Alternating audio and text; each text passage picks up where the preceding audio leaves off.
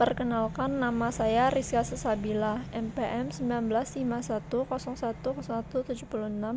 Di sini saya ingin menjelaskan mengenai ekonomi kapitalis, ekonomi sosialis, dan ekonomi Islam.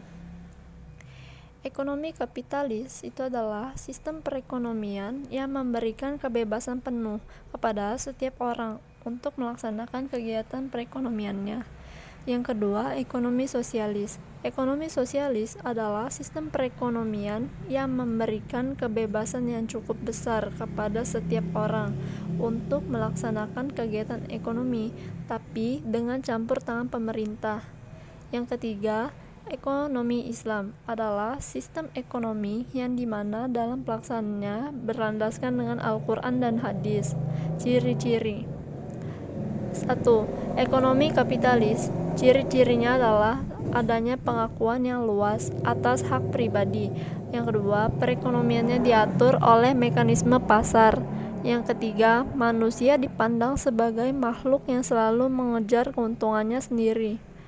Yang kedua, ekonomi sosialis. Ciri-cirinya 1. Lebih mengutamakan kebersamaan. Yang kedua, peran pemerintah sangat kuat. Yang ketiga, ciri-ciri sistem ekonomi Islam. 1. Akidah sebagai substansi yang menggerakkan dan mengarahkan kegiatan ekonomi. Yang kedua, syariah sebagai batasan untuk membuat keputusan ekonomi. Kelebihan. 1.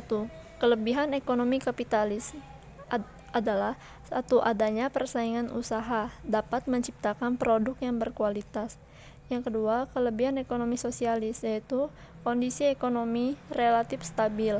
Yang kedua, terwujudnya pendapatan yang adil dan rata.